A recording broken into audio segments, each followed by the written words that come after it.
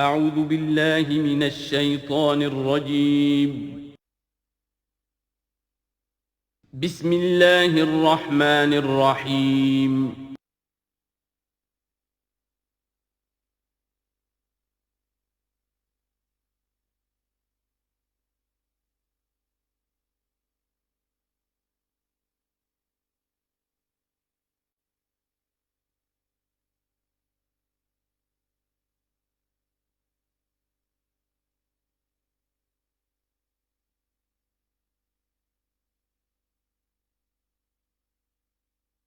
اعوذ باللہ من الشیطان الرجیم بسم اللہ الرحمن الرحیم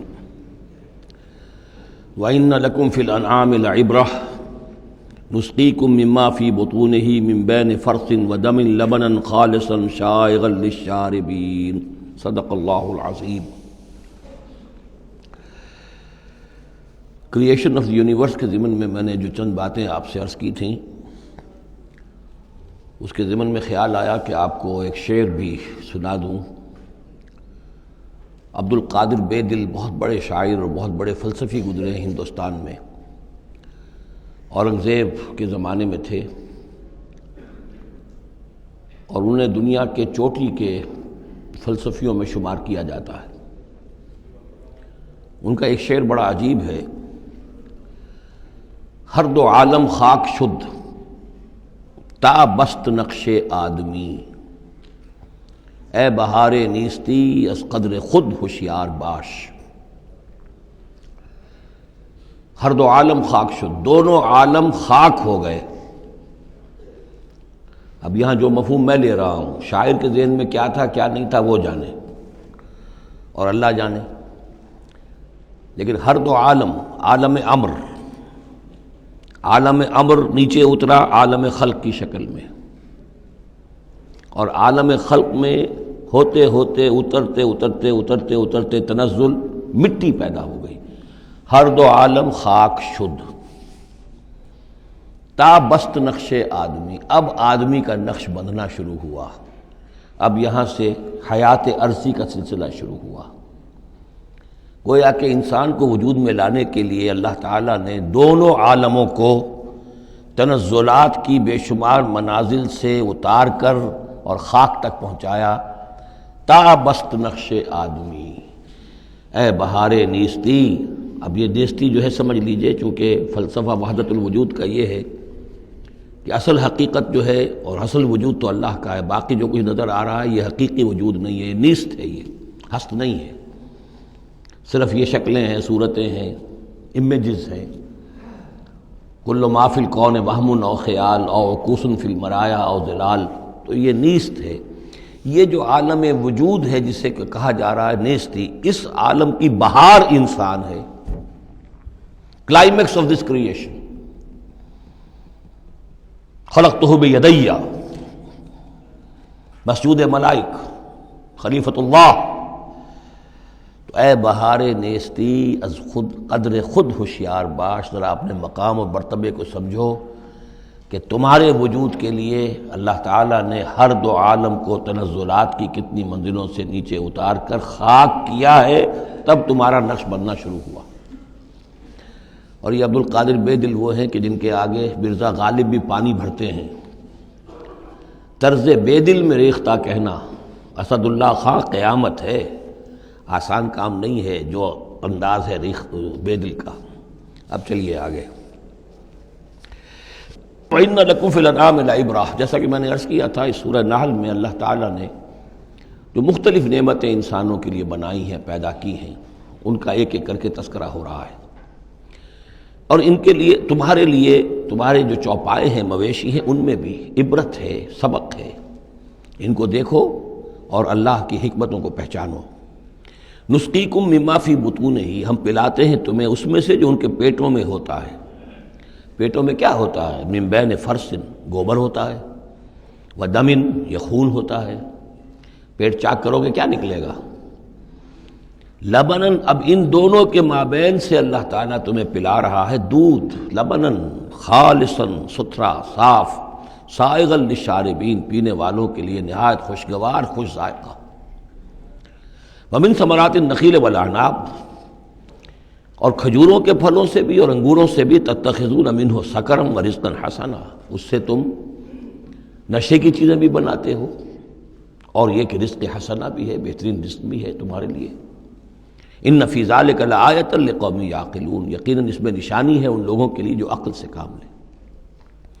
وَأَوْحَىٰ رَبُّكَ إِلَى النَّحْلِ، اور تیرے رب نے وحی کی شہد کی مکھی کی طرف، یعنی اس کی فطرت میں یہ چیز ودیت کر دی، ان اتخذی من الجبال بیوتا ومن الشجر ومما یعرشون، کہ گھر بنا پہاڑوں پر بھی اور درختوں پر بھی، اپنے چھتے لگا، گھر بنا، اور جو یہ ٹٹیاں باندھتے ہیں کھجوروں کی انگوروں کی بیلوں کے لیے، اس کے اوپر بھی وہ جا کے وہ اپنا بھی ڈیرا لگا لیتی ہیں۔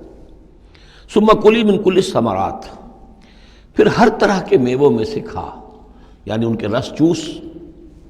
فسلکی سبل ربک ذللا، اور پھر اپنے رب کے راستوں پر چل، وہ راستے کے جو صاف پڑے ہوئے ہیں کہ جن میں کوئی رکاوٹ نہیں ہے، ادھر سے ادھر، ادھر سے ادھر۔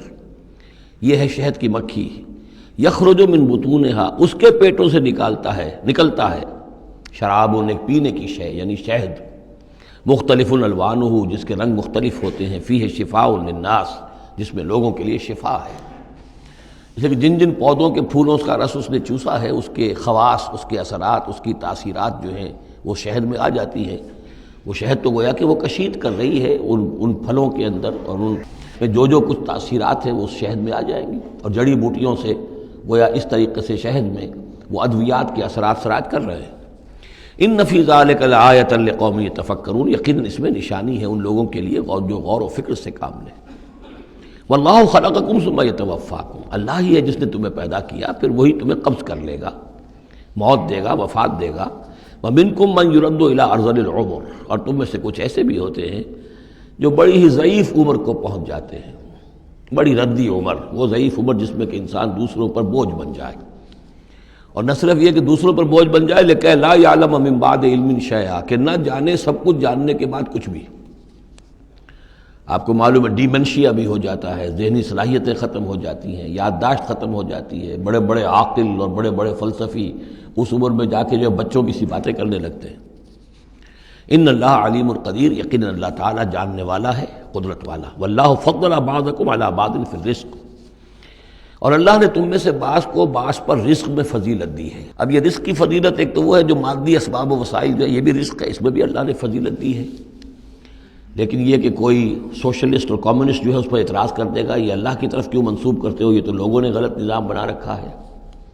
لیکن سوال تو یہ ہے کہ ذہنی صلاحیتیں بھی تو اللہ نے سب کو برابر نہیں دی، جسمانی قوت بھی تو سب کو برابر نہیں دی، یہ بھی تو رزق ہے۔ اصل رزق تو یہ ہے جو جینز ملے ہیں، جو صلاحیتیں ملی ہیں، وہ کسی کے اپنے چوائس پر تو نہیں اور سب کی برابر نہیں ہے، اس میں بھی فرق ہے، کسی کو فضیلت دی ہے، کسی کو کسی اعتبار سے، کسی کو کسی اعتبار سے۔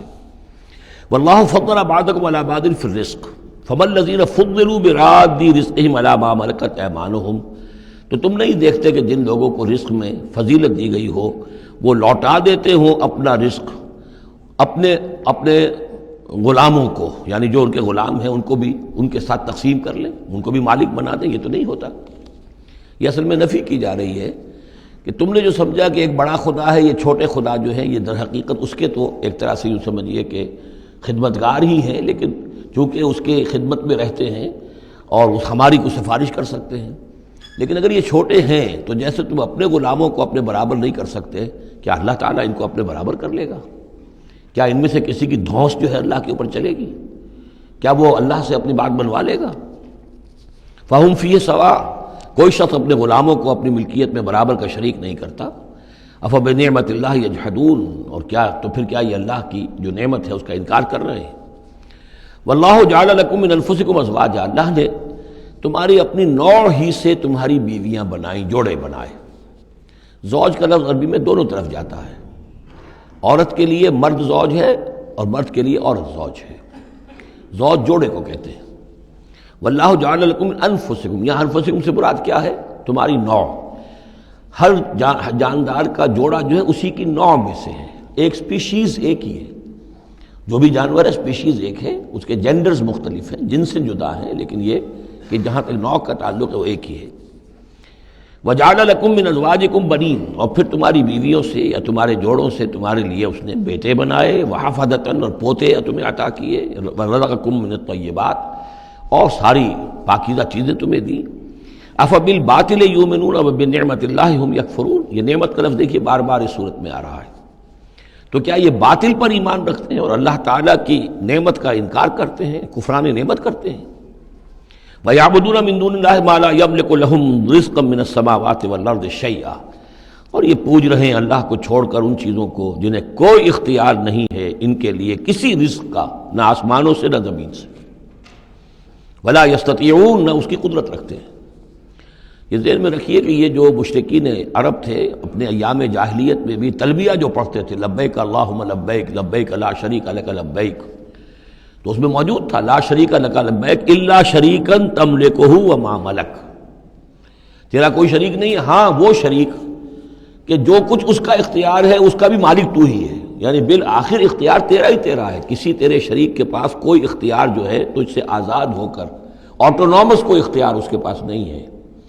تملکہ وما ملک، تو ہی اس کا بھی مالک ہے اور جو بھی اس کا اختیار ہے وہ بھی در حقیقت تیرا ہی عطا کردہ ہے، یا تیرا اختیار مطلق اس کے اوپر بھی غالب ہے۔ تو گویا کہ جیسے عیسائیوں کے ہاں انہوں نے توحید کو تثلیث میں بدلا، پھر تثلیث کو توحید میں لے آتے ہیں، 3 in 1 and 1 in 3۔ اسی طریقے سے مشرکین عرب توحید کے اندر شرک پیدا کرتے تھے، شرک کو پھر لوٹا دیتے تھے توحید کی طرف۔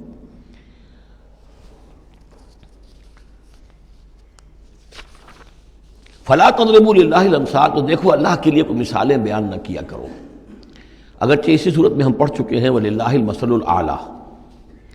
ظاہر بات ہے کہ اللہ تعالیٰ کی ایک ہستی ہے، بہت بلند و بالا ہے، اصولی طور پر تو ہم یہ کہہ سکتے ہیں کہ اللہ کی مثال یا اللہ کی شان بہت بلند ہے، لیکن کوئی مثال بیان نہیں کر سکتے اس کے لیے۔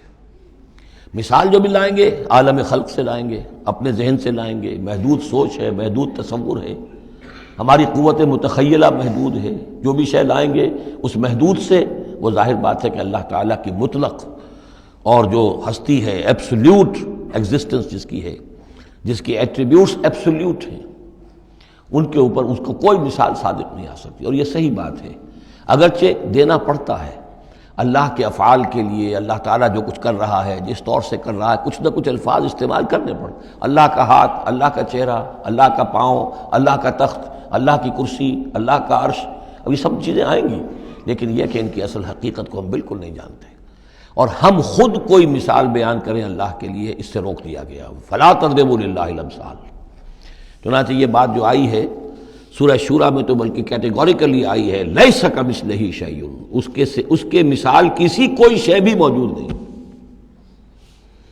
ان اللہ یعلم وانتم لا تعلمون، اللہ جانتا ہے تم نہیں جانتے۔ ضرب اللہ مثلا عبدا مملوکا، اللہ نے ایک مثال بیان کی ہے تمہارے لیے ان کے شرک کی نفی کے لیے۔ عبدا مملوکا، ایک بندہ ہے، غلام ہے، مملوک ہے، لا یقدر علی شیء، اس کا کوئی اختیار ہے ہی نہیں، کچھ کر ہی نہیں سکتا، ایک وہ بندہ ہے۔ وَمَن رَزَقْنَاهُ مِنَّا رِزْقًا حَسَنًا، اور ایک شخص وہ ہے جس کو ہم نے اپنے پاس سے بڑا اچھا رزق دیا ہے، رزق میں مال بھی آ سکتا ہے، علم بھی آ سکتا ہے۔ فَهُوَ يُنْفِقُ مِنْهُ سِرًّا وَجَهْرًا، پھر وہ خرچ کرتا ہے اس میں سے کھلے بھی اور چھپے بھی، یعنی مال بھی خرچ کر رہا ہے، اگر علم دیا ہے تو علم تقسیم کر رہا ہے، لوگوں کو پہنچا رہا ہے، تعلیم دے رہا ہے، تلقین کر رہا ہے، نصیحت کر رہا ہے۔ هل يستوون، کیا یہ برابر ہو جائیں گے؟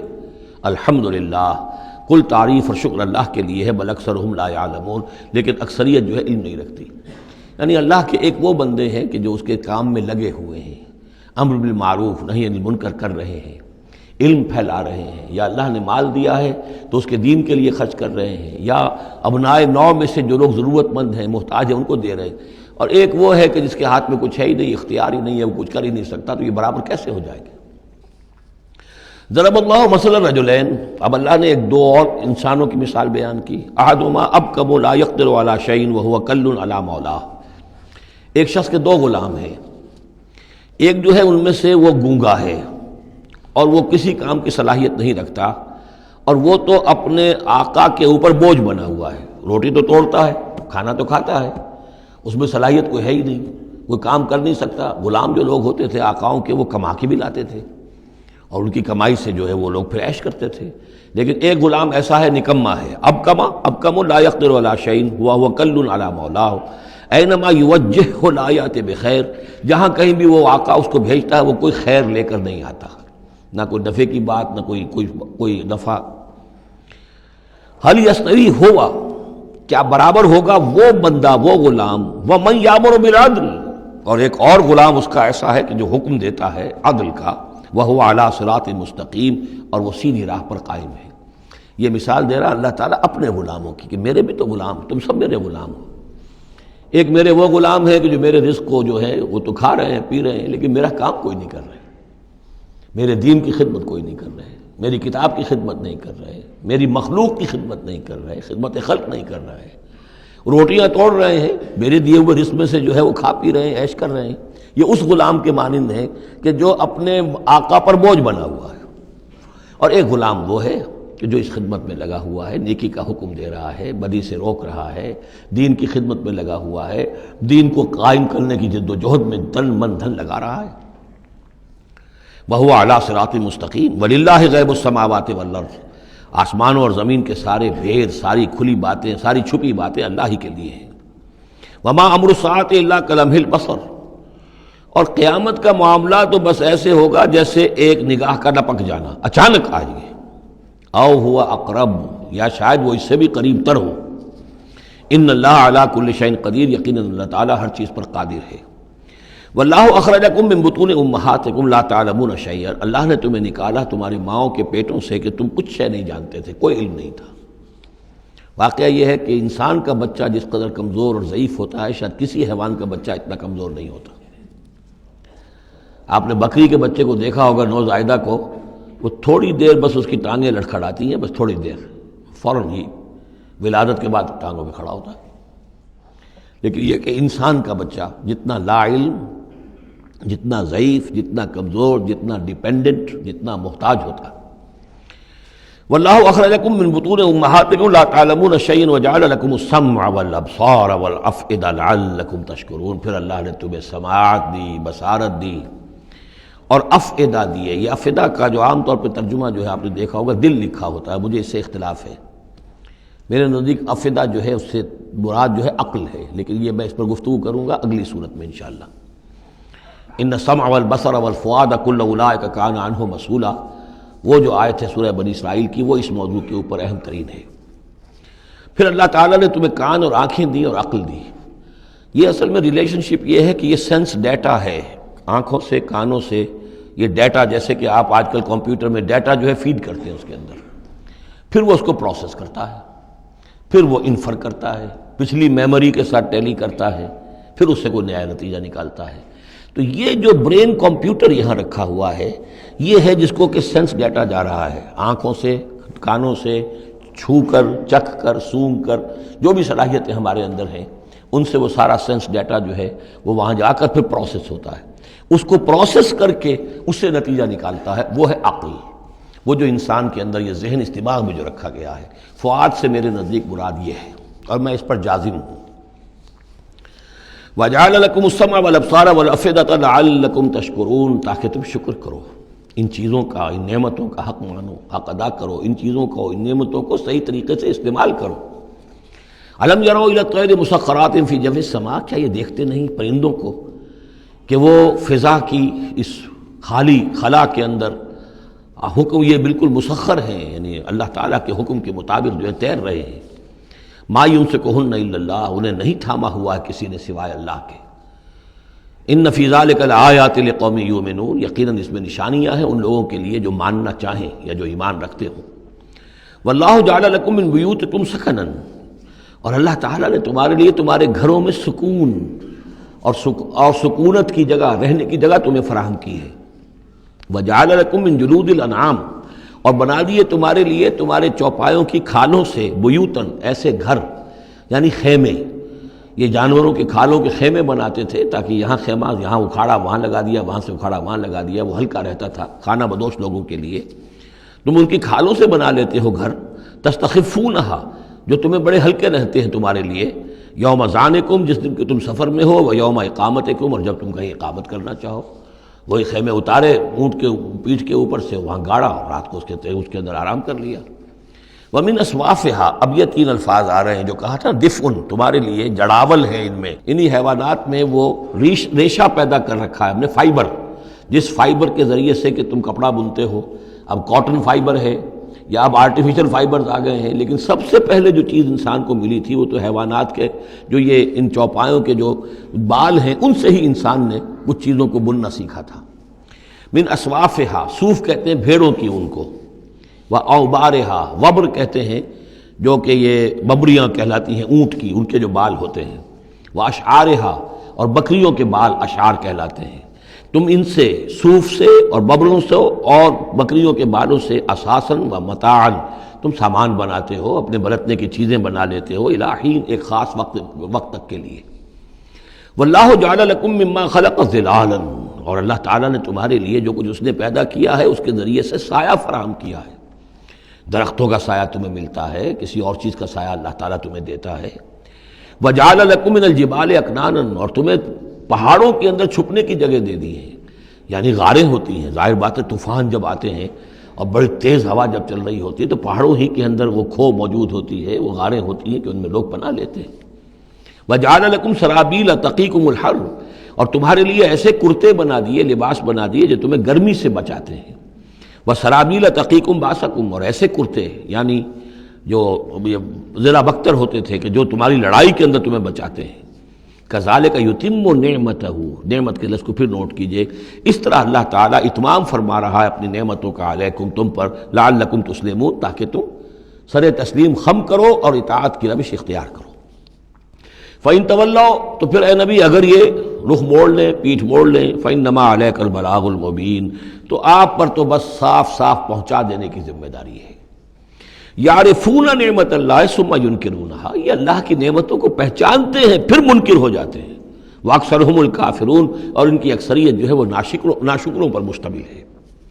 وَيَوْمَ نَبْعَثُ مِن كُلِّ أُمَّةٍ شَهِيدًا، اب یہ جو مضمون جو ہے شہادت حق کا جو سورہ بقرہ میں آیا تھا، وَكَذَلِكَ جَعَلْنَاكُمْ أُمَّةً وَسَطًا لِتَكُونُوا شُهَدَاءَ عَلَى النَّاسِ وَيَكُونَ الرَّسُولُ عَلَيْكُمْ شَهِيدًا۔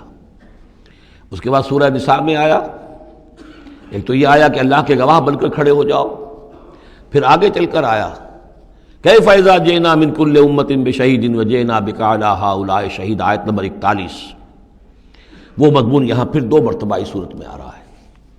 وَيَوْمَ نَبْعَثُ مِن كُلِّ أُمَّةٍ شَهِيدًا، جس دن کو اٹھائیں گے ہم ہر امت میں سے ایک شہید۔ کون ہوگا وہ؟ جسے رسول کی حیثیت سے اس امت کو کی طرف بھیجا تھا۔ فَلَنَسْأَلَنَّ الَّذِينَ أُرْسِلَ إِلَيْهِمْ وَلَنَسْأَلَنَّ الْمُرْسَلِينَ، سورہ اعراف کی آیت نمبر 6۔ سب سے پہلے وہ جسے ہم کہتے ہیں پروزیکیوشن وٹنس کی حیثیت سے، عدالت کا گواہ، سرکاری گواہ کی حیثیت سے رسول کھڑا ہوگا، اور رسول یہ کہے گا کہ اللہ تیرا جو پیغام مجھ تک آیا تھا اس قوم کے لیے، میری قوم کے لیے، میں نے انہیں پہنچا دیا تھا۔ ناؤ دے آر ریسپانسبل، اب یہ جواب دہ ہیں، اب ان سے محاسبہ ہو سکتا ہے۔ تو یہ ہے نبی جو ہے گویا کہ اپنی قوم کے خلاف گواہی دے گا۔ اگر نبی یہ گواہی نہ دے تو وہ کہیں کہہ سکتے تھے اللہ ہمیں تو بات پہنچی نہیں، ہم بات سمجھے نہیں تھے۔ نبی کہے گا میں نے سمجھا دیا تھا، کھول کھول کر سمجھا دیا تھا، کوئی اشتباہ نہیں چھوڑا تھا، پورا مبرہن کر دی تھی بات، دودھ کا دودھ پانی کا پانی بالکل علیحدہ کر دیا تھا، کیسے انکار کریں گے؟ وَيَوْمَ نَبْعَثُ مِن كُلِّ أُمَّةٍ شَهِيدًا ثُمَّ لَا يُؤْذَنُ لِلَّذِينَ كَفَرُوا وَلَا هُمْ يُسْتَعْتَبُونَ، پھر ان کافروں کو نہ کوئی اجازت ملے گی اور نہ انہیں لیو فار اپیل ملے گی کہ کھڑے ہو کر کسی طریقے سے کوئی عذر جو ہے وہ تراش کر کچھ اپنے آپ کو بچانے کی کوشش کریں۔ وَإِذَا رَأَى الَّذِينَ ظَلَمُوا الْعَذَابَ، اور جس وقت کہ یہ ظالم اور یہ کافر اور گناہ گار دیکھیں گے عذاب کو، فَلَا يُخَفَّفُ عَنْهُمْ، تو پھر اب ان سے تخفیف نہیں کی جائے گی اس عذاب میں، وَلَا هُمْ يُنظَرُونَ، اور نہ ہی انہیں کبھی کوئی مہلت ملے گی، کوئی وقفہ نہیں ہوگا، وہ مسلسل ہوگا۔ وَإِذَا رَأَى الَّذِينَ أَشْرَكُوا شُرَكَاءَهُمْ، اور جب وہ دیکھیں گے مشرک لوگ اپنے شرکاء کو، وہ جا رہے ہیں عبد القادر جیلانی جن کے نام کی دہائی ہم دیا کرتے تھے، قالوا ربنا هؤلاء شركاؤنا، اب ظاہر بات ہے ان کا رتبہ بلند ہوگا آخرت میں، وہ اللہ کے ولی ہیں، یا حضرت عیسیٰ ہوں گے اللہ ہم اس کو پوجا کرتے تھے، ہمارا خیال تو یہ تھا کہ وہ سولی چڑھ کر ہماری طرف سے کفارہ بن ہی چکا ہے، یہ عیسیٰ جو ہے ہم نے تو اس کو پوجا تھا۔ تو وہ کہیں گے ربنا هؤلاء شركاؤنا الذين كنا ندعو من دونك، یہ ہیں وہ شرکاء جن کو ہم تیرے سوا پکارا کرتے تھے دنیا میں، فالقوا اليهم القول انكم لكاذبون، تو وہ مقدس ہستیاں یہ کہیں گی تم جھوٹ بول رہے ہو، بکواس کر رہے ہو، تمہارا ہم سے کوئی تعلق نہیں۔ یہ پہلے بھی آ چکا ہے کہ ہم تمہاری عبادت سے اور تمہاری ساری چیخ پکار سے ہم بالکل غافل ہیں، ہمیں کچھ پتہ نہیں تم کیا کرتے رہے ہو، ہمارا کوئی تعلق تم سے نہیں۔ فَأَلْقَوْا إِلَيْهِمُ الْقَوْلَ إِنَّكُمْ لَكَاذِبُونَ، تم جھوٹے ہو۔ وَأَلْقَوْا إِلَى اللَّهِ يَوْمَئِذٍ السَّلَامَ، اور وہ سب کے سب اس روز اللہ کے سامنے اپنی اطاعت اور عاجزی پیش کر رہے ہوں گے۔ وَضَلَّ عَنْهُمْ مَا كَانُوا يَفْتَرُونَ، اور جو افطرا انہوں نے کر رکھے تھے، ان کے نام پر عقیدے گھڑے ہوئے تھے، وہ بچا لیں گے اور وہ چھڑا لیں گے، اور وہ کفارہ بن چکے ہیں، وہ ہمارے گناہوں کی طرف سے پہلے ہی جو ہے کفارہ بن کر وہ قربانی کا بکرا بن کر پھانسی پر چڑھ چکے ہیں۔ تو یہ ساری چیزیں ضل عنہم، وہ سب کی سب جو ہیں وہ تو ان کے ہاتھوں سے گم ہو جائیں گے، ہاتھوں کے طوطے اڑ جائیں گے۔ الذین کفروا وصدوا عن سبیل اللہ زدناہم عذابا، وہ لوگ جنہوں نے کفر کیا اور نہ صرف خود کفر کیا، لوگوں کو روکتے رہے اللہ کے راستے سے، زدناہم عذابا فوق العذاب، ہم تو ان کے عذاب میں تو اور اضافہ کرتے چلے جائیں گے۔ بما کانوا یفسدون، بسبب اس شرارت کے جو وہ کرتے تھے، سازشیں کرتے تھے، لوگوں کو ورگلاتے تھے، اس راستے پر جانے سے روکتے تھے۔ وَيَوْمَ نَبْعَثُ فِي كُلِّ أُمَّةٍ شَهِيدًا، دوبارہ دیکھیے آ گیا، اور ذرا تصور کرو اس دن کا جس دن ہم ہر امت میں ایک گواہ کھڑا کریں گے۔ یہ تمام جو رسول ہیں گواہ ہیں۔ یا ایھا النبی انا ارسلناک شاہدا ومبشرا ونذیرا، شاہد شہید گواہ، اسی معنی میں سورہ مزمل میں آیا ہے، تمہارے پاس ہمارا رسول آ گیا ہے، جیسے کہ فرعون کے پاس رسول آیا تھا، فعصى فرعون الرسول فاخذناه اخذا وبیلا، لقد ارسلنا الیکم رسولا شاہدا علیکم کما ارسلنا الی فرعون رسولا فعصى فرعون الرسول فاخذناه اخذا وبیلا فکیف تتقون ان کفرتم یوما یجعل الولدان شیبا وَيَوْمَ نَبْعَثُ فِي كُلِّ أُمَّةٍ شَهِيدًا عَلَيْهِمْ مِنَ أَنفُسِهِمْ، ان کے خلاف گواہی دینے، ان کے اوپر کھڑے ہو کر گواہی دینے والے انہی میں کے ہوں گے۔ وَجِئْنَا بِكَ شَهِيدًا عَلَىٰ هَٰؤُلَاءِ، یہ بالکل تقریباً وہی آیت جو سورہ نساء میں آ چکی، اور آپ کو کھڑا کریں گے گواہ بنا کر ان کے خلاف۔ اب ہؤلاء میں اشارہ کس کی طرف ہو رہا ہے؟ یہ جو قریش ہیں جن کو حضور نے یہ دعوت پہنچا دی ہے، جن پر اتمام حجت آپ کر چکے ہیں، یہ تو ہے جو براہ راست حضور ان کے خلاف گواہی دیں گے، اللہ میں نے ان کو بات پہنچا دی تھی اور کوئی شک و شبے کی گنجائش نہیں چھوڑی تھی، میں نے اتنے برس اپنی جان ہلکان کی ہے، میں نے ایک ایک کو پکارا ہے، علیحدگی میں جا کر بھی بات کی ہے، ڈنکے کی چوٹ بھی پکارا ہے، میں نے کوئی دقیقہ فرگزاشت نہیں رہنے دیا۔ باقی یہ کہ اس سے آگے اس کو پہنچانے کی ذمہ داری امت پر ہے، یہ گواہی پھر امت کو دینی ہے، اور اگر یہ امت یہ گواہی نہ دے سکے تو پھر لوگوں کی گمراہی کا وبال اس امت کے اوپر آ جائے گا۔ تمہارے ذمہ تھا آپ پہنچانا، یہ ہے اصل میں وہ نازک ذمہ داری جو امت مسلمہ کی حیثیت سے ہمارے کندھوں پر آئی ہے۔ اسی لیے جیسے ہی سورہ بقرہ میں وہ تحویل قبلہ کا اعلان آیا، وَكَذَلِكَ جَعَلْنَاكُمْ أُمَّةً وَسَطًا لِتَكُونُوا شُهَدَاءَ عَلَى النَّاسِ وَيَكُونَ الرَّسُولُ عَلَيْكُمْ شَهِيدًا، تو 19ویں رکوع میں شروع ہو گئی بات، یا ایھا الذین آمنوا استعینوا بالصبر والصلاۃ، بہت بڑی ذمہ داری آ گئی ہے تم پر، ان اللہ مع الصابرین ولا تقولوا لمن يقتل في سبيل الله اموات بل احیاء ولكن لا تشعرون، وہ ساری ذمہ داریاں ہیں۔ وجئنا بك شهيدا على هؤلاء ونزلنا عليك الكتاب تبيانا لكل شيء، اور اے نبی ہم نے اتار دی ہے آپ پر یہ کتاب، یہ قرآن، وضاحت کرتے ہوئے ہر شے کی، یعنی جو بھی انسان کی ہدایت کے لیے جو مسئلہ ضروری ہے وہ سارا کا سارا اس میں موجود ہے۔ وَهُدًى وَرَحْمَةً، اور وہ ہدایت بن کر آئی ہے اور رحمت، وَبُشْرَىٰ لِلْمُسْلِمِينَ، اور بشارت بن کر آئی ہے مسلمانوں کے لیے، اہل اسلام کے لیے، اللہ کے فرما برداروں کے لیے۔ یہ آیت جب آ رہی ہے، یہ بہت ہی مشہور آیت ہے، جمعہ کے خطبے میں ہوتی ہے، بہت جامع آیت ہے۔ ان اللہ یامر بالعدل والاحسان وایتاء ذی القربى وینہی عن الفحشاء والمنکر والبغی یعظکم لعلکم تذکرون، یقیناً اللہ تمہیں حکم دیتا ہے لوگوں سب سے پہلے عدل، انصاف۔ عدل سے اوپر کی ایک شے ہے احسان۔ عدل تو یہ ہے کہ جس کا جو اس کا حصہ تھا وہ آپ نے دے دیا، احسان یہ ہے کہ مزید اپنی طرف سے کچھ اور دے دیجیے، یہ احسان ہے۔ اللہ تعالیٰ محسنین کو پسند کرتا ہے۔ اور ذی القربیٰ، ایتاء ذی القربیٰ، اپنے قرابت داروں کا حق ادا کرنا، ان سے حسن سلوک، صلہ رحمی کرنا، یہ تین چیزیں ہیں کہ جس پر گویا کہ ایک اچھے معاشرے کی بنیاد ہے، یہ مثبت چیزیں ہیں۔ گویا کہ امر بالمعروف نہی عن المنکر جو ہے تو اللہ تعالیٰ تو ان تین چیزوں کا حکم دیتا ہے، اور وہ تین منکرات کیا ہے جس سے روکتا ہے؟ وَيَنْهَىٰ عَنِ الْفَحْشَاءِ وَالْمُنكَرِ وَالْبَغْيِ، روکتا ہے ایک تو بے حیائی کے کاموں سے، یہ ایک پردہ ہے۔ حیا جو ہے انسان کے اندر ایک بڑی قیمتی شے ہے۔ بے حیا باش و ہر چے خائی کن، ایک دفعہ یہ حیا کا جو ہے نا پردہ اتر جائے تو پھر انسان جو ہے بے شرم ہو کر جو چاہے کرتا پھرے۔ تو حیا بے حیائی سے روکتا ہے۔ اور منکر وہ شے ہے جس کے برے ہونے پر تمہاری فطرت گواہ ہے کہ یہ شے برائی ہے۔ والبغی، اور سرکشی اللہ کے خلاف، سرکشی لوگوں کے خلاف۔ سرکشی لوگوں کے خلاف ہوگی تو وہ عدوان ہے، زیادتی ہے، ظلم ہے۔ اللہ کے خلاف ہے تو وہ کفر ہے اور وہ بغاوت ہے۔ یعظکم، اللہ تعالیٰ تمہیں نصیحت کر رہا ہے، لعلکم تذکرون، تاکہ تم نصیحت اخذ کرو، رہنمائی حاصل کرو۔ وَأَوْفُوا بِعَهْدِ اللَّهِ إِذَا عَاهَدتُّمْ، یہ جو چند آیات اب آگے آ رہی ہیں یہ مشکلات القرآن میں سے ہیں، اس میں کافی مفسرین کے مابین اختلافات بھی ہیں، لیکن میں نے جتنا بھی غور و فکر کیا ہے اور جن حضرات کی آراء سے مجھے اتفاق ہے وہ میں بیان کروں گا، باقی ساری آراء میں بیان نہیں کر سکتا۔ یہاں میرے نزدیک یہاں سے اصل میں اہل کتاب کی طرف روئے سخن ہے۔ میں آپ کو بتا چکا ہوں کہ مکی صورتوں میں اہل کتاب سے براہ راست خطاب نہیں ہے، یا بنی اسرائیل یا اہل الکتاب نہیں ملے گا، لیکن سورہ انعام ہی سے بات شروع ہو گئی تھی، کچھ نہ کچھ ان کی طرف روئے سخن ہے، اشارے ہیں، اس لیے کہ یہ دور ایسا تھا کہ جس میں مدینے میں خبریں پہنچ چکی تھیں، محمد رسول اللہ صلی اللہ علیہ وسلم نے نبوت کا دعویٰ کیا ہے، اہل کتاب کے کان بھی کھڑے ہو چکے تھے، ان میں سے کچھ لوگ تھے پہچان بھی چکے تھے، اور وہ یہ کہ گویا کہ منتظر بھی ہوں گے کہ اب ہم ان کی تصدیق کریں گے، ذرا اور دیکھ لیں، ذرا اور ان کے بارے میں صحیح معلومات ہمیں حاصل ہو جائیں۔ کچھ لوگوں کے اندر حسد کی آگ اسی وقت سے بھڑک چکی ہوگی، وہی ہے کہ جنہوں نے سکھا پڑھا کر پوچھا تھا کہ ان سے پوچھو اگر یہ نبی ہونے کا دعویٰ کرتے ہیں تو یہ بنی اسرائیل مصر کیسے پہنچ گئے تھے؟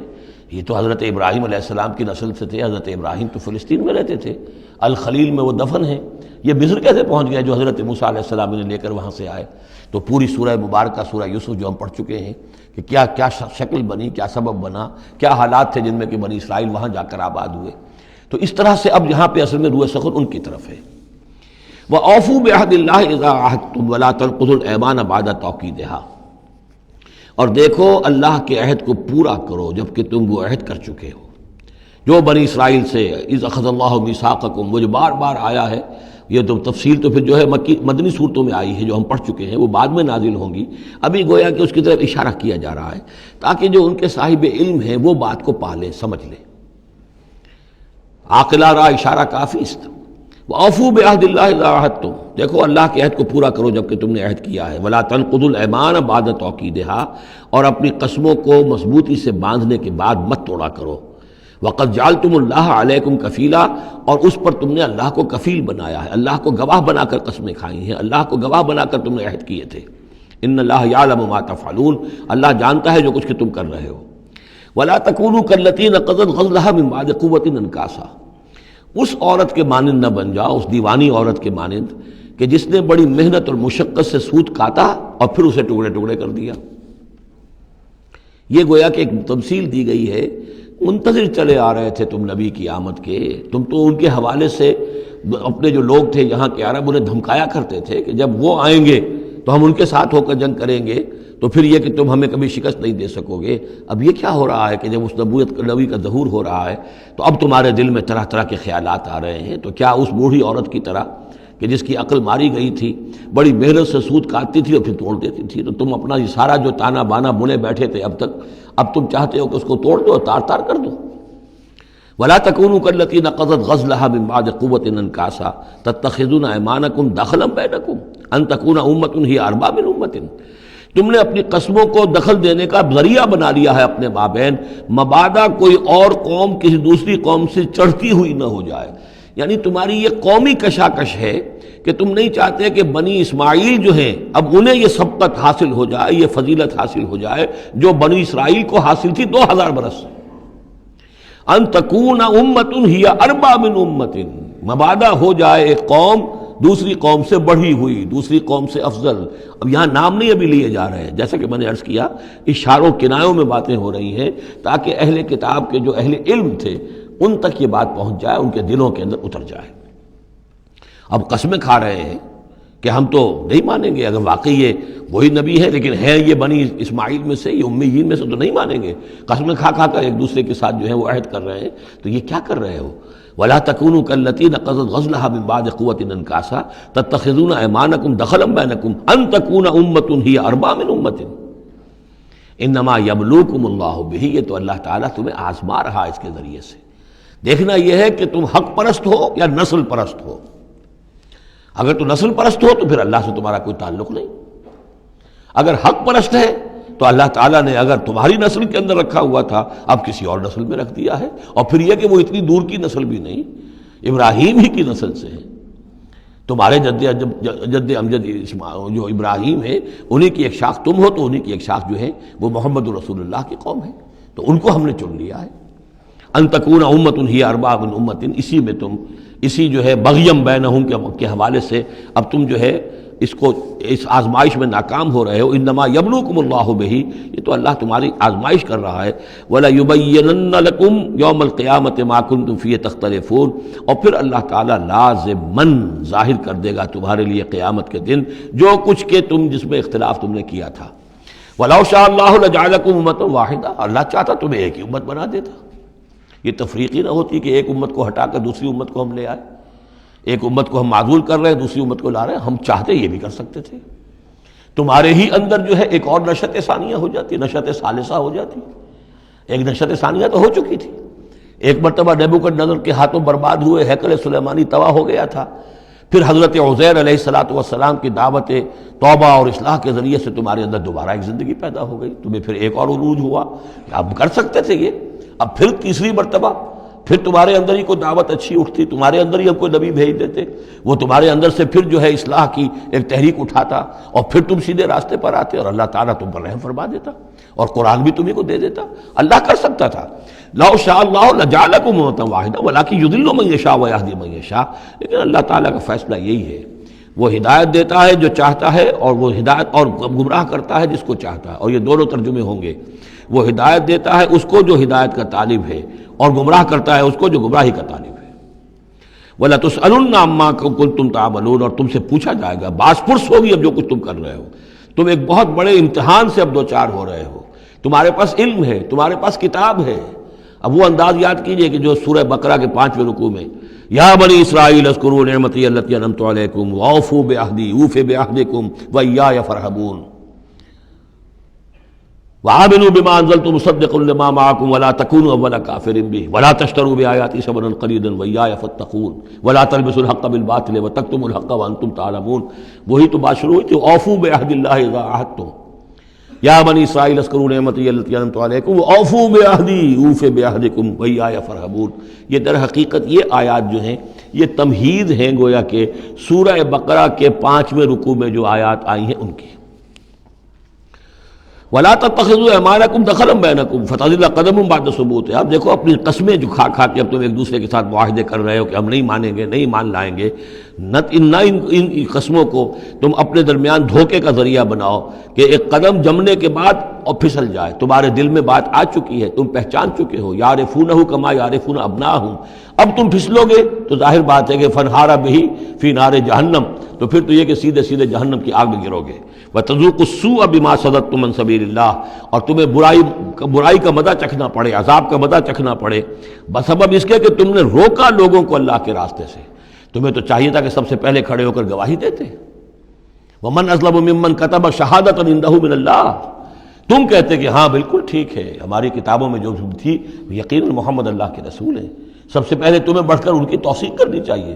وَلَا تَكُونُوا أَوَّلَ كَافِرٍ بِهِ، کہاں تم سب سے پہلے کافر ہوئے جا رہے ہو. وَلَكُمْ عَذَابٌ عَظِيمٌ، اور تمہارے لیے بہت بڑا عذاب ہے. وَلَا تَشْتَرُوا بِعَهْدِ اللَّهِ ثَمَنًا قَلِيلًا، دیکھو اللہ کے اس عہد کو حقیر سی قیمت کے عوض فروخت نہ کرو. انما عند اللہ هو خیر لکم، جو کچھ اللہ کے پاس ہے وہ بہت بہتر ہے. جو اس کی نعمتیں ہیں، انعام ہیں، آخرت کی نعمتیں ہیں، جنت کی نعمتیں ہیں، تم ان کو ہاتھ سے دے رہے ہو، گنوا رہے ہو، اور دنیا کی یہ تھوڑی سی حیثیت، اپنی مسند، اپنی چودراہٹ، اپنی مشیخیت جو ہے اس کو تم چھوڑنے کو تیار نہیں ہو. ان کنتم تعلمون، اگر تم علم رکھتے ہو. ما عندکم ینفد وما عند اللہ باق، جو تمہارے پاس ہے وہ ختم ہو جائے گا اور جو اللہ کے پاس ہے وہ باقی رہنے والا ہے. وَلَنَجْزِيَنَّ الَّذِينَ صَبَرُوا أَجْرَهُمْ، اور ہم لازماً دیں گے صبر کرنے والوں کو ان کا اجر. بِأَحْسَنِ مَا كَانُوا يَعْمَلُونَ، ان کے اعمال کے بہترین جو اعمال ہوں گے، جو کچھ وہ کر رہے ہیں ان میں سے بہترین اعمال کے حساب سے انہیں اجر دیں گے. یعنی ہر نیکوکار کے سارے اعمال ایک درجے کے نہیں ہوتے، کبھی چھوٹی نیکی کی ہے، بڑی نیکی کی ہے، لیکن ہم ان کا مقام ان کی بڑی نیکیوں کے حوالے سے معین کریں گے۔ من عمل صالحا من ذکر او انثی وهو مؤمن، جس نے بھی نیک عمل کیا، خواہ وہ مرد ہو خواہ عورت، لیکن ہو مومن، فلنحینہ حیاۃ طیبۃ، ہم اسے زندہ رکھیں گے دنیا میں بڑی پاکیزہ زندگی، اسے دل کا سکون ہوگا۔ الا بذکر اللہ تطمئن القلوب، ان کے لیے نہ خوف ہوگا نہ کوئی حزن ہوگا۔ الا ان اولیاء اللہ لا خوف علیہم ولا هم یحزنون وَلَنَجْزِيَنَّهُمْ أَجْرَهُمْ بِأَحْسَنِ مَا كَانُوا يَعْمَلُونَ، ہم انہیں دنیا کے اندر بھی زندگی جو دیں گے وہ بڑی پاکیزہ زندگی ہوگی، چاہے روکھی سوکھی کھا رہے ہوں لیکن صبر و شکر کی زندگی ہوگی، دل مطمئن ہوں گے، دل میں غنا ہوگا۔ الغنا غنا نفس، حضور نے فرمایا اصل جو ہے امیری وہ تو دل کی امیری ہے، دل غنی ہے تو انسان غنی ہے، اور کروڑوں روپے رکھتا ہے پھر بھی اس کے اندر لالچ ہے تو وہ فقیر ہے۔ وَلَنَجْزِيَنَّهُمْ أَجْرَهُمْ بِأَحْسَنِ مَا كَانُوا يَعْمَلُونَ، ان کو جو بدلہ ہم دیں گے تو وہ ان کے جو بہترین اعمال ہوں گے ان کے حوالے سے۔ فَإِذَا قَرَأْتَ الْقُرْآنَ فَاسْتَعِذْ بِاللَّهِ مِنَ الشَّيْطَانِ الرَّجِيمِ، تو جب آپ قرآن پڑھا کیا کریں تو اللہ کی پناہ طلب کر لیا کیجئے مردود شیطان سے۔ یہ ہے حکم جس پر کہ ہم عمل کرتے ہیں، جب بھی قرآن پڑھنا ہو تو پہلے اعوذ باللہ من الشیطان الرجیم تعوذ کرتے ہیں۔ انہ لیس لہ سلطان علی الذین آمنوا، یقیناً اس کے پاس کوئی سند نہیں ہے، اختیار نہیں ہے، کوئی طاقت نہیں ہے ان لوگوں پر کہ جو ایمان لائے، وعلی ربہم یتوکلون، اور جو اپنے رب پر توکل کرتے ہوں۔ انما سلطانہ، اس کا زور چلتا ہے علی الذین یتولونہ، ان پر جو خود اس کے دوست بنتے ہیں، اس کو اپنا حمایتی بناتے ہیں، اس سے دوستیاں کاٹتے ہیں، والذین ہم بہ مشرکون، اور جنہوں نے کہ اسے شریک کیا ہوا اللہ کے ساتھ، اللہ کی اطاعت کی بجائے اس کی اطاعت کر رہے ہیں۔ وَإِذَا بَدَّلْنَا آیَةً مَّكَانَ آیَةٍ وَاللَّهُ أَعْلَمُ بِمَا يُنَزِّلُ قَالُوا إِنَّمَا أَنتَ مُفْتَرٍ، اور جب ہم کوئی ایک آیت کی جگہ دوسری آیت بدل دیتے ہیں، وہ میں عرض کر چکا ہوں، یہ سارے مضامین سورہ بقرہ میں آ چکے ہیں، مَا نَنسَخْ مِنْ آیَةٍ أَوْ نُنسِهَا نَأْتِ بِخَيْرٍ مِّنْهَا أَوْ مِثْلِهَا، وہی مضمون ہے یہ۔ جب ہم ایک آیت کی جگہ کوئی دوسری آیت بدلتے ہیں، واللہ عالم بما ينزل، اور یہ کوئی الٹ اپ نہیں ہے، اللہ جو کچھ نازل فرما رہا ہے خوب جانتا ہے۔ ایک دور میں وہ حکم صحیح تھا، اب حالات بدل گئے، اب یہ سب حکم صحیح ہے۔ قالوا انما انت مفتر، وہ کہتے ہیں کہ یہ تو آپ افتراء کر رہے ہیں، پہلے یہ کہا تھا اب یہ کہہ رہے ہیں، اگر اللہ کا کلام ہوتا اس میں تبدیلی کیسے ہو سکتی ہے؟ بل اکثرهم لا يعلمون، لیکن ان کی اکثریت علم سے آ رہی ہے۔ قل نزلہ روح القدس، کہہ دیجئے اس کو اتارا ہے روح القدس۔ اب یہ روح کا لفظ حضرت جبرائیل کے لیے نوٹ کر لیجئے۔ قل نزلہ، اتارا ہے اس کو روح القدس نے، پاک فرشتے نے، من رب کا، آپ کے رب کی طرف سے، بالحق کے حق کے ساتھ، لیثبت الذین آمنوا، تاکہ اہل ایمان کے دلوں کو اور ان کے قلبوں کو جمائے۔ اس سے پہلے جو ہے کذالک لنثبت بہ فؤادک ورتلناہ ترتیلا، یہ آ جائے گا آگے چل کر، تاکہ حضور کے دل کو بھی تثبیت ہو اس سے اور اہل ایمان کے دلوں کو بھی اس سے ثبات ملے۔ وہدی وبشریٰ للمسلمین، یعنی جیسے جیسے حالات بدل رہے ہیں ایسے ایسے، اب جائے ایک قصہ جو ہے آدم و ابلیس کا ایک دفعہ آیا، پھر دوسری دفعہ آیا، پھر تیسری دفعہ آیا، اس میں کوئی تھوڑا تھوڑا فرق بھی آ رہا ہے، ایک چیز وہاں بیان کی گئی، ایک چیز اب یہاں واضح کی جا رہی ہے۔ یہ ساری چیزیں جو ہیں یہ اس لیے ہیں تاکہ بدلتے ہوئے حالات میں اہل ایمان کو ہر حال، ہر دور کے حالات کے مطابق جو ہے وہ اپنی رہنمائی کا سامان مل جائے۔ وَلَقَدْ نَعْلَمُ أَنَّهُمْ يَقُولُونَ إِنَّمَا يُعَلِّمُهُ بَشَرٌ، اور ہمیں خوب معلوم ہے کہ وہ یہ کہتے ہیں کہ یہ تو انہیں ایک انسان سکھا رہا ہے، کوئی شخص ہے، کوئی عجمی ہے، کوئی ہو سکتا ہے اہل کتاب میں سے ہو، بہت بڑا عالم ہے، اسے اپنے گھر میں انہوں نے رکھا ہوا ہے اور اس سے یہ چیزیں سیکھتے ہیں۔ لسان الذی یلحدون الیہ اعجمی، جس شخص کی طرف یہ منسوب کر رہے ہیں اس قرآن کو اپنے اسی غلط خیال کے حوالے سے، اس کو تو کہتے ہیں عجمی ہے، وہ عربی نہیں ہے۔ وہذا لسان عربی مبین، اور یہ قرآن نازل ہو رہا ہے اس زبان میں، عربی میں، جو بالکل صاف ہے۔ کوئی عجمی جو ہے ایسی صاف زبان کیسے بولے گا؟ ان الذین لا یؤمنون بآیات اللہ، یقیناً جو لوگ اللہ کی آیات پر ایمان نہیں رکھتے، لا یہدیہم اللہ، اللہ تعالیٰ بھی اب انہیں ہدایت نہیں دے گا، زبردستی ہدایت دینا اللہ کی سنت نہیں، اللہ کا طریقہ نہیں۔ وَلَهُمْ عَذَابٌ عَلِيمٌ، اور ان کے لیے دردناک عذاب ہے۔ انما یفتری الکذب الذین لا یؤمنون بآیات اللہ، افطرا بازی تو وہ کر رہے ہیں، جھوٹ وہ گھڑ رہے ہیں جو اللہ کی آیات پر ایمان نہیں رکھتے۔ وَأُولَٰئِکَ هُمُ الْكَاذِبُونَ، اور حقیقت میں وہ ہے کہ جو جھوٹے ہیں۔ من کفر باللہ من بعد ایمانہ، اور جو شخص ایمان لانے کے بعد اللہ کے ساتھ کفر کرے گا۔ اب اس میں بھی دونوں باتیں ہیں، ایک تو یہ کہ دل میں ایمان آ گیا، اگرچہ ابھی اس نے اعلان نہیں کیا، لیکن دل میں ایمان آ چکا، کوئی عالم ہے اس کو سمجھ میں آ گئی بات صحیح ہے. یہ بھی میں آپ کو یاد آ گئی تو بتا دیتا ہوں. اسی شہر کراچی میں اس وقت ایک بہت بڑے عالم دین ہیں اور بہت اس وقت معروف ہیں، مشہور ہیں. انہوں نے کہا کہ میں نے آپ کا ایک ایک حرف پڑھا ہے اور مجھے آپ کی کسی بات سے کوئی اختلاف نہیں، لیکن ہم آپ کا ساتھ نہیں دے سکتے، اس لیے کہ ہم آپ کا ساتھ دیں گے تو اپنی برادری سے نکال دیے جائیں گے. ہماری علماء کی اپنی اپنی برادریاں ہیں. اور ایسے ہی ایک عالم دین پنجاب کے بھی ہیں، انہوں نے بھی یہ کہا میں نے ہر چیز پڑھی ہے، صرف ایک چیز سے مجھے آپ کی اختلاف ہے، اور وہ یہ کہ جو زمینداری کے بارے میں مولانا تحسین صاحب کی بات کی آپ نے تائید کی ہے، بس باقی مجھے آپ کی کسی چیز سے اختلاف نہیں، لیکن ہم آپ کا ساتھ نہیں دے سکتے. تو جن پر حق واضح ہو جائے پھر وہ مصلحتوں کے تحت، وہ مصلحتیں پھر دل کو سمجھانے کے لیے ہوتی تو یہی ہے. اب ہمارا مدرسہ چل رہا ہے، ہمارا نام چل رہا ہے، اس سے خیر ہو رہا ہے، ہمیں اس برادری سے باہر نکال دیا جائے گا، پھر ہماری بات کون سنے گا اور ہمارا جو خیر ہے وہ بند ہو جائے گا. آدمی انسان کو ریشنلائز تو کرتا ہے اپنے آپ کو مطمئن کرنے کے لیے. من کفر باللہ بعد ایمان ہی، جو شخص کفر کرے اللہ پر اس میں ایمان کے بعد، الا من اکرہ، سوائے اس کے کہ کوئی شخص مجبور کر دیا گیا ہو، اس کی جان پر بن گئی ہو، وقلبہ مطمئن بالایمان، اور اس کا دل ایمان پر جمع ہوا ہو، ولکن من شرح بالکفر، لیکن جو شخص کفر کے لیے پھر اپنے سینوں کو کھول دے گا، صدرا فعلیہم غضب من اللہ ولہم عذاب عظیم، ان پر اللہ کا غضب ہے اور ان کے لیے بہت بڑا عذاب ہے. اور یہ دونوں پر اس کا انطباق ہوگا. ایک انکشاف ہو گیا اگرچہ ابھی زبان سے کہنے کی نوبت نہیں آئی، اور ایک یہ کہ زبان سے کہہ بھی دیا ہاں ہم مان لائے بات صحیح ہے، اور پھر کسی مصلحت کی وجہ سے، کسی اپنے مفاد کی وجہ سے، کسی اپنے دھڑے بندے کی وجہ سے پھر واپس جائیں گے. تو ان کے لیے فرمایا من کفر باللہ من بعد ایمانہ الا من اکرہ وقلبہ مطمئن، ہاں جان بچانے کے لیے کلمہ کفر کہہ دینے کی اجازت ہے، دل جمع ہوا ہو، وقلبہ مطمئن بالایمان، ایمان پر دل جمع ہوا، ٹھکا ہوا، صرف جان بچانے کے لیے رخصت ہے کہ کلمہ کفر کہہ کے جان بچا لو. ولیکن من شرح بالکفر صدرا، لیکن جو ان کا سینہ پھر کھل جائے کفر کے لیے اثر نو، وہ اپنے اسی پیشہ ورانہ ضرورتوں کے تحت، فعلیہم غضب من اللہ ولہم عذاب عظیم، ان پر تو غضب ہے اللہ کا اور ان کے لیے بہت بڑا عذاب ہے. ذالک بانہم استحبوا الحیات الدنیا علی الاخرہ، یہ اس لیے کہ انہوں نے دنیا کی زندگی کو محبوب رکھا، ترجیح دی آخرت کے مقابلے میں. وان اللہ لا یہدی القوم الکافرین، اور اللہ تعالیٰ ایسے کافروں کو ہدایت نہیں دیتا. اولئک الذین طبع اللہ علی قلوبہم، یہ وہ لوگ ہیں جن کے دلوں پر اللہ نے مہر کر دی ہے، وسمعہم، اور ان کے کانوں پر، وابصارہم، اور ان کی آنکھوں پر، واولئک هم الغافلون، اب یہ لوگ بالکل غافل ہیں، حقیقت سے ان کا اب کوئی تعلق نہیں. لا جرم انہم فی الآخرۃ هم الخاسرون، اب اس میں کوئی شک نہیں، منطقی طور پر اب نتیجہ یہی ہے کہ آخرت میں یہی خسارے والے ہوں گے. ثم ان ربک للذین ہاجروا، ہجرت کا ذکر پہلے بھی آیا تھا اب پھر آیا ہے. پھر آپ کا رب ان کے حق میں کہ جنہوں نے ہجرت کی من بعد ما فتنوا، جبکہ انہیں تکلیفیں پہنچائی گئیں، جبکہ انہیں فتنوں میں ڈالا گیا، جبکہ انہیں پرسیکیوٹ کیا گیا، تو اس وقت انہوں نے اگر ہجرت کی، ثم جاہدوا، پھر انہوں نے جہاد بھی کیا، وصبروا، اور صبر کیا، ان ربک من بعدھا لغفور رحیم، تو ان کی ان تمام جو بھی سرفروشیاں اور جو جانثاریاں ہیں ان کے طفیل اللہ تعالیٰ جو ہے ان کے حق میں غفور اور رحیم ہے.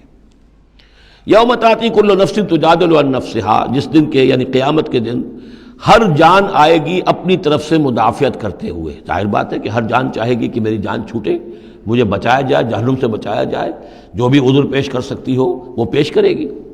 وتوفی کل نفس ما عملت، لیکن پورا دے دیا جائے گا ہر جان کو جو بھی کچھ اس نے کمایا ہوگا. وہم لا یظلمون، اور اس پر کوئی ان پر ظلم نہیں کیا جائے گا.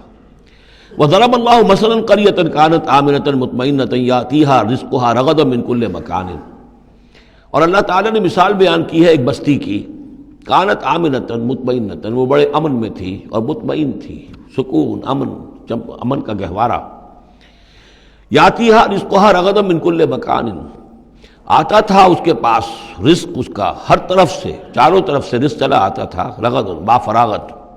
فکفرت بانعم اللہ، تو اس نے اللہ تعالیٰ کی نعمتوں کی ناشکری کی، کفران نعمت کیا.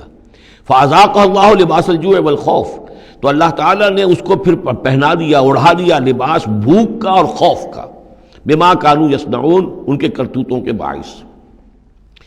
اس کے بارے میں مختلف آراء ہیں. ایک تو یہ کہ ایک عام تمثیل ہے، ایک یہ کہ اس سے مراد جو ہے سبا کی قوم جس کا ذکر ہم پڑھیں گے آگے چل کر سورہ سبا کے اندر، اس کا تذکرہ ہے. ایک رائے یہ کہ یہ مکے کا ذکر ہو رہا ہے کہ حضور کی آمد کے بعد، جیسا کہ قاعدہ کلیہ ہم سورہ انعام میں سورہ اعراف میں پڑھ چکے ہیں، رسول کی بعثت کے بعد اللہ تعالیٰ کی طرف سے لوگوں کے اوپر چھوٹے عذاب آتے تھے. آخری عذاب سے پہلے تو قحط کا عذاب پڑا تھا، اور عرب میں اس میں مکے میں بہت ہی اجناس کی کمی ہو گئی تھی، بہت وہاں پر تنگی تھی.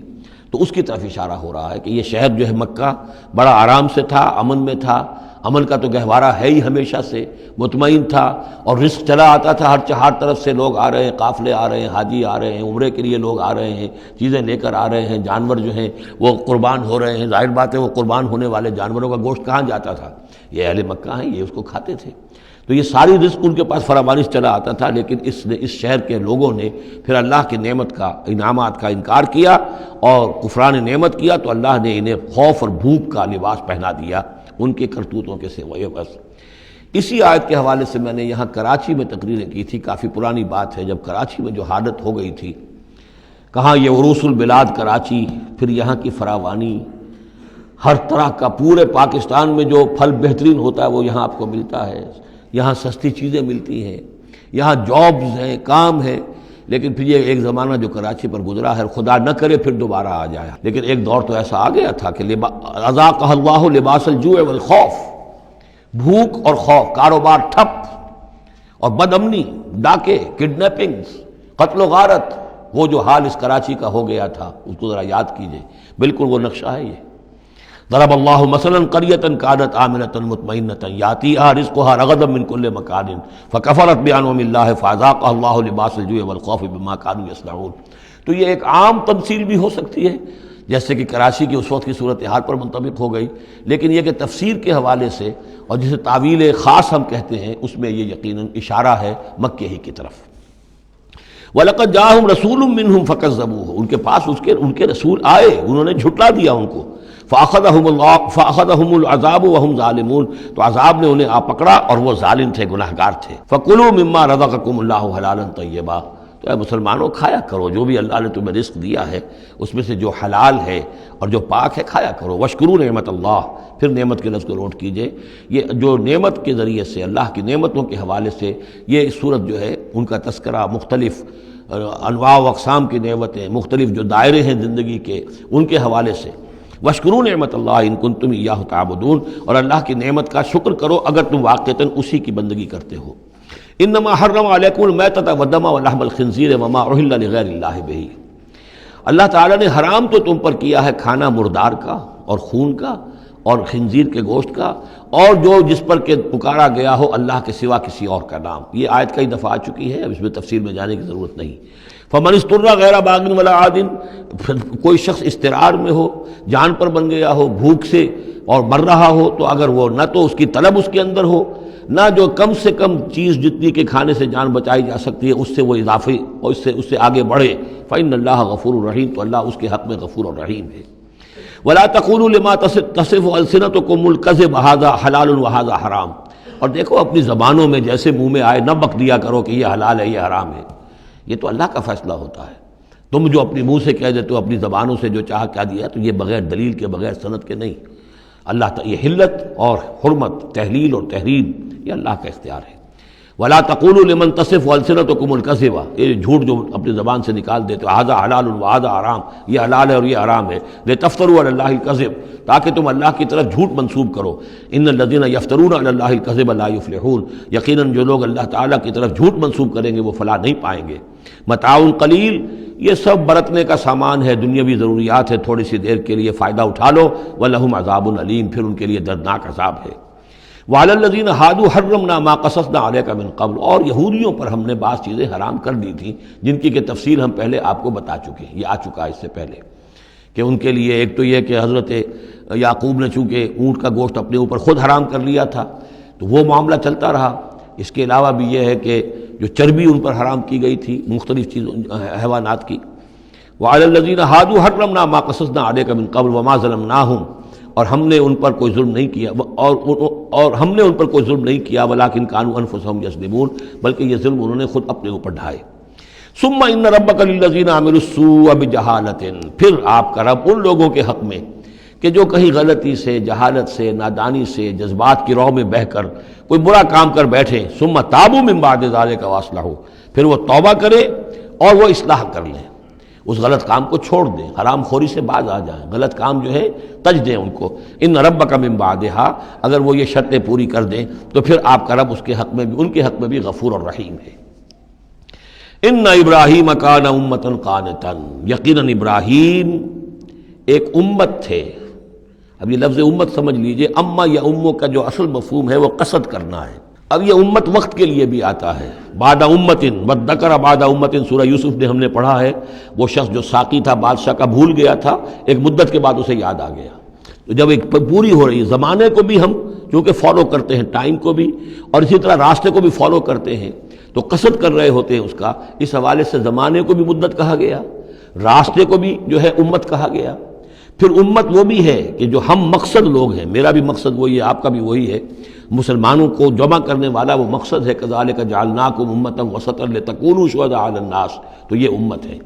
اسی طریقے سے گویا کہ ایک راستہ چلانے والے، ایک راستہ بنانے والے، ایک ریت ڈالنے والے حضرت ابراہیم تھے، جو اپنی ذات میں گویا کہ ایک امت تھے۔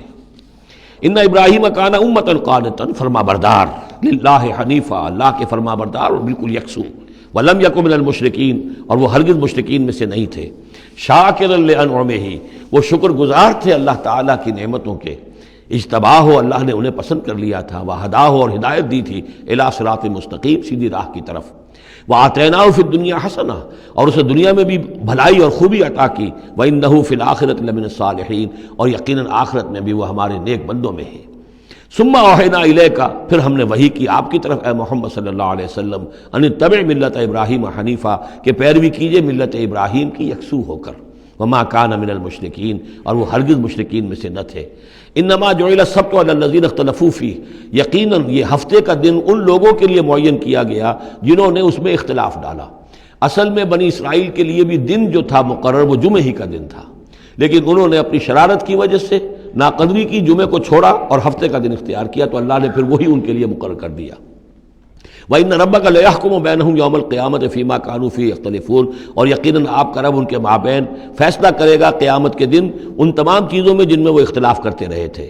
ادع إِلَىٰ سَبِيلِ رَبِّكَ بِالْحِكْمَةِ وَالْمَوْعِظَةِ الْحَسَنَةِ وَجَادِلْهُم بِالَّتِي أَحْسَنُ، بلاؤ اور دعوت دو اپنے رب کے راستے کی طرف، جیسے کہ سورہ یوسف میں تھا، قُلْ هَٰذِهِ سَبِيلِي أَدْعُو إِلَى اللَّهِ عَلَىٰ بَصِيرَةٍ أَنَا وَمَنِ اتَّبَعَنِي، اے نبی کہہ دیجئے یہ میرا راستہ ہے، میں اللہ کی طرف بلا رہا ہوں، علی وجہ البصیرت، نہ صرف میں بلکہ میرے متبعین بھی۔